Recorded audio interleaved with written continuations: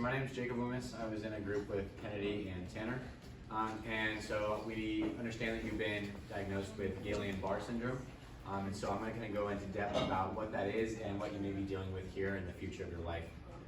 In Guillain-Barre Syndrome, your immune system, which usually only attacks your invading organisms, as you may know, begins attacking the nerves inside of your body. So in AIDP, which is the main form, the most common form in the US, the nerves that protect the nerve's protective covering, which is the myelin sheath, is damaged. So then that damage prevents the nerves from transmitting the signals to your brain, which can cause paralysis and weakness and numbness and tingling. So some causes that may affect this is we don't really know the exact cause, but the thing we see the most is right after having a respiratory or digestive tract infection. And so that's where we see most patients like you will begin to have this syndrome. Recently, with COVID coming around, we have began to see this syndrome happen in more patients, and so we may have started to see that that may be a new cause. The recent vaccine or surgery is very rare, but it can happen. And then in the top pic there, that's the myelin sheath, and on the left you can see it perfectly normal, and then that little circle is it being affected by your immune system. So some symptoms here. You may be experiencing pins and needles, which is that numbness and tingling kind of feeling. The weakness in legs and upper body. The weakness will usually start in your lower body and work up. Because of that, you'll have unsteady walking.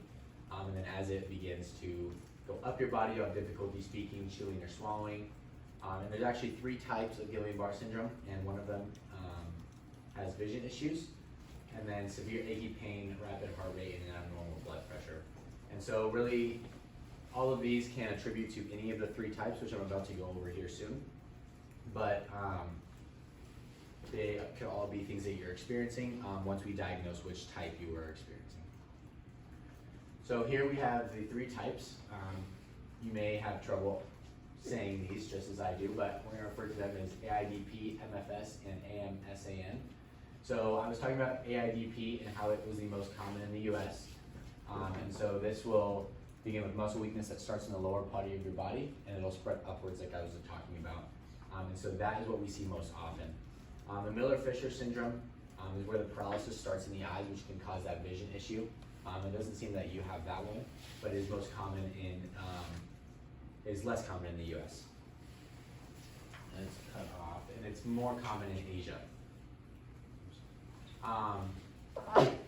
AMSAN is also less common in the US, but it's more frequent in China, Japan, and Mexico. And so we see these in those countries, and that can cause damage to a particular part of the peripheral nerves called axons. So the diagnosis, it can be difficult to diagnose in the early stages just because it's so kind of a common thing to have the symptoms that you do. But we'll start with the physical exam, and the doctor will do that for you.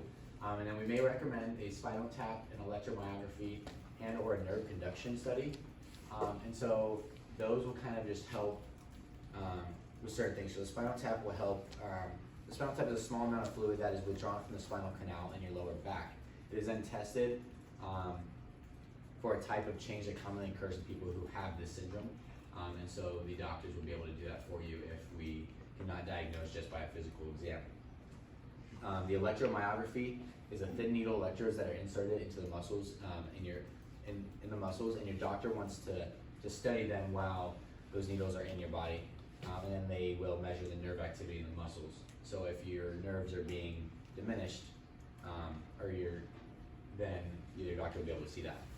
The third one is the nerve conduction studies, which are electrodes that are taped in the skin above your nerves, and a small shot gets put through the system, and that will measure the speed of the nerve signals. So the treatment for you, unfortunately, there is no cure, but we can do a lot of things to help you. One of those would be a plasma exchange. Another one would be immunoglobulin therapy, and the third one would be medications. So plasma exchange is a liquid portion part of your blood, and that's removed and separated from your blood cells. Then the blood cells are put back into your body, which manufactures more plasma to make up for what was removed. And so this will get rid of certain antibodies that are in the plasma that are helping your immune system attack the peripheral nerves. And so we see a lot of good outcomes in that. The second one is the high doses of immunoglobulin can block the damaging antibodies, and it can contribute to the Guillain-Barre syndrome. So by doing that, we can kind of take back on how bad it's affecting your body. And then medications are just common pain medications we may give you. So prognosis and follow-up for you. Most people are recover from Guillain-Barre syndrome and are perfectly fine, but the mortality rate is 4 to 7%. Between 60 to 80% of people are able to walk after 6 months. So it is going to take some physical therapy and rehab to get you back to there, but it is very possible. And then you may still experience weakness, numbness, or fatigue, but that is normal. For follow-up, you're going to receive 15 to 45 months after the admission and after we diagnosed you, you'll receive a call from your doctor or myself, and we will kind of just see how things are going. And if you need to come back in, we can do that and get you treated for whatever symptoms you may be having. But we will just be checking in on you and kind of how you're walking and how you're feeling and things like that. And then if you have any more questions, I got all of my information from Mayo Clinic, so you can find more about your syndrome there.